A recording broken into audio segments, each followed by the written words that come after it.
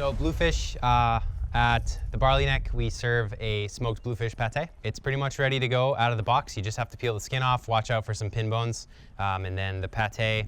The base of it is cream cheese, a whole bunch of either shallots or minced red onion, kind of whatever we have on hand. Chives, a little bit of Worcestershire, some Dijon, lemon juice, Tabasco, bit of Old Bay. You put it all right into a KitchenAid and mix it right up. The fish sort of flakes out. You gotta mix the cream cheese first though, because otherwise you'll get clumps. You don't want that. But yeah, you just kind of throw everything in, mix it up a whole bunch, take it out. We have a nice big scooper, so you get a ball about that size on the plate. Serve it with some toasted baguette with some caper berries and some crudites, celery, carrots, that sort of thing. So I was asked to do something other than smoked bluefish. That's obviously kind of the most familiar, especially to us on the Cape. So I wanted to do a cure. So it's just a 50-50 kosher salt and dark brown sugar cure. I also added some chipotle pepper, a bit of lime, and so let that. So you add all the seasonings together, and it makes this kind of sandy, gravelly paste. And you rub down the sides of the fish, wrap it up tight, let it cure like that for about 4 days. If you're doing it at home, one of the more popular ways to cure fish is just take a big piece of saran wrap, lay it down on your table, and then do the same thing. Sprinkle the cure inside of that, and then you can put your fish right on top of it, sprinkle a little bit more over the top, and then just wrap it up nice and tight like that, and it should hold. You rinse all the remaining salt and sugar off, and then you lay it out on a wire rack, and you let it sit in the fridge for 24 hours, and that starts to kind of dry out the outsides. But the inside is still nice and moist and succulent. So it's just a little canapé. There's a toasted baguette on the bottom, and then a layer of the cured bluefish. On top of that is a little bit of sliced avocado, and then a fresh pico de gallo, and a chipotle lime creme fraiche on the top there. So the pico and the creme fraiche are both intentionally undersalted because the fish is quite salty in and of itself, so it should all balance out if you get it all in one bite. Have you ever had experience grilling it or Yeah, baking totally. it? I think for someone who goes to the fish market and maybe gets a fillet of bluefish, how would they maybe prepare that? Yeah, it has quite a strong fishy flavor. You can totally cook it up any way you'd eat cod or salmon, anything like that. So it just does have that stronger, fishier flavors. My name is Tom Smith. I grew up in Orleans, lived here most of my life. I grew up on charter boats out of Rock Harbor. We caught mostly bluefish in the 70s. The bluefish were at the top of their peak, all-time high in their cycle.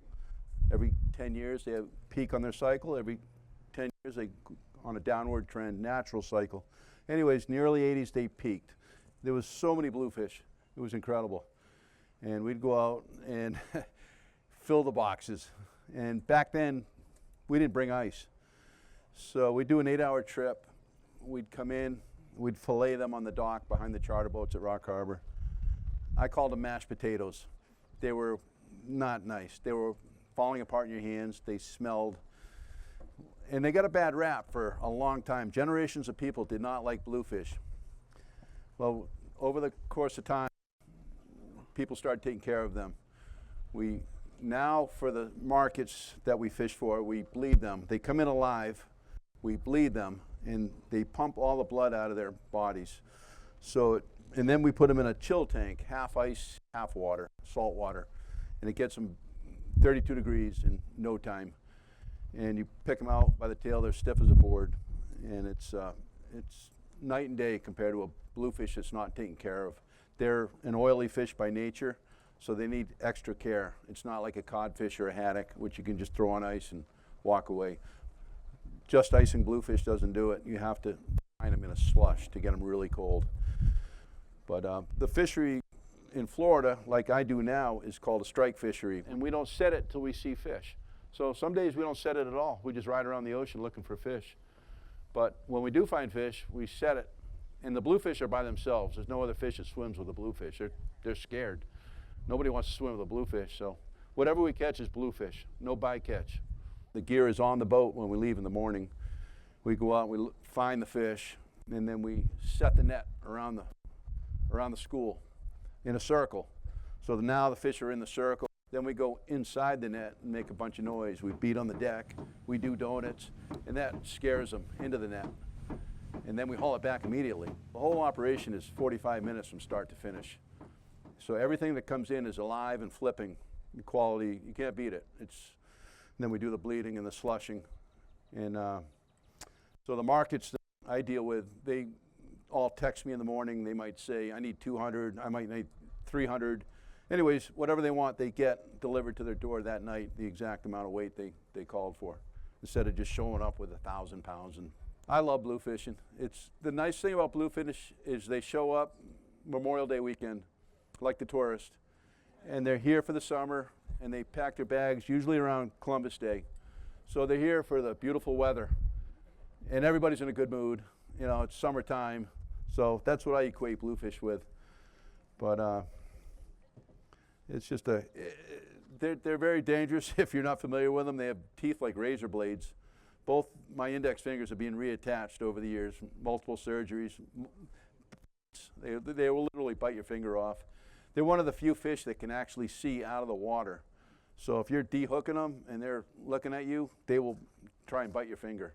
So in the spring we start over Cotuit, Pomponesset, Weano. There's a warm stretch of water there, and they head right for that area because it's in the 60s, where everything outside of it is in the 50s. They like warm water.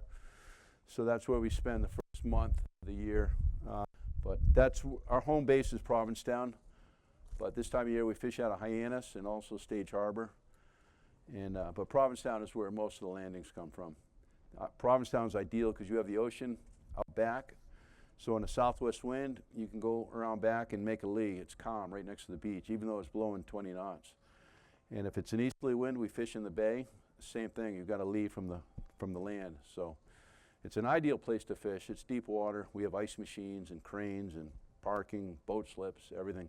Before I go to bed at night, I know where I'm going to be at daylight, just from experience and what's happened that week. And so you get to the grounds. Daylight's always the best. The fish are kind of in a big school, and they're tight. And so you get to the grounds, you're slowing the boat down. It's breaking daylight, and you're looking for any signs, and all of a sudden you'll see a slick. Well, slick is where the bluefish have been feeding. But when you do see that slick, it gets you excited because you know you're near ground zero. But bluefish kill for the sake of killing. When they just eat and eat and eat, and when they have so much in their belly they can't eat another bite, they regurgitate, so they can eat more. And when they regurgitate, it makes an oily slick. And it smells like watermelon's the only way I can describe it. But when you see that slick, you're close. So we'll get to the area, and there might be a slick here, there might be one there, but you haven't found them yet. There's only 2 slicks. You keep your eye out for that next one. When that next one pops, that's where they are, and you go over there, and more times than not, you're on them, and then we get the set. But that's how we find them. Well, I find a lot of fish with my nose. You just going downwind, you smell them, and then you just track the smell to find the fish. The net that we use, different nets for different areas. Cape Cod Bay, we use taller nets because it's deeper. The nets are 25 feet from lead line to cork line. So the leads go to the bottom. The corks hold the net up. It's 25 feet tall. We have the most restrictive laws in the whole East Coast. And so a lot of states don't have any size limits. But so a couple years ago, snapper fishery was a big fishery in Massachusetts and elsewhere. But guys were filling their buckets with little bluefish that are 7, 8 inches long, and they've never spawned. So bluefish don't spawn until they're 2 pounds. So the state stepped in and put a three fish limit on how many you can take, 3 per person recreationally. But that didn't do the trick because guys were going out and getting their commercial licenses, and then they would bypass that 3 per person. So the following year, the state said, all right, 16 inches, that's the minimum. And that took care of the snapper fishery, which was a good thing, because a 5-gallon pail of snapper bluefish is a lot of bluefish. That would equate to thousands of pounds as they get older. And they haven't spawned. Every fish should spawn before they're harvested. And we're on a strict limit. We're on a 5,000 pound limit, which I fought 20 years ago, I fought it, but it turned out to be the best thing possible, because instead of getting 10,000 pounds at a low price, all of a sudden we were on a 5,000 pound limit. The price doubled. So catching less, getting paid more, less fish on the market. It wasn't flooded so often. And so the state also implemented a 5-inch minimum mesh size, which is the largest mesh size on the East Coast. Every other state's 2 to 3 inches, so you can catch a 2-pound bluefish in other states. Whereas our state, this 5-inch minimum mesh will catch like a 5-pound bluefish, nothing smaller. They go right through it. And bluefish spawn at 2 pounds, so you're letting that whole generation through. So it's a very selective fishery. So Hatch's Fish Market, I call him the Pied Piper. He smokes, the smoker's downstairs, but he's got a smokestack that goes through the roof. And it's an all-day process to smoke fish. And he fires that thing up in the morning, and the smoke is billowing out the smokestack, and it goes all through the town of Wellfleet. And I know for a fact people will follow that smell from miles away. It smells so good, and they're wondering, where is that coming from? And they follow it to the market, and they're like, oh my God, I found it. And then they buy the smoked fish, and they love it. The key with smoking bluefish is, after you brine it, dry it out. Take it out of the brine, rinse it off, set it on racks, put it in the sun, put a fan on it, cover it, keep the bugs off, let it dry out until it gets a nice pellicle formed on it, this sort of dull, slightly tacky finish. And once it's got to that point, then you can put it in your smoker, not too hot, not too cold.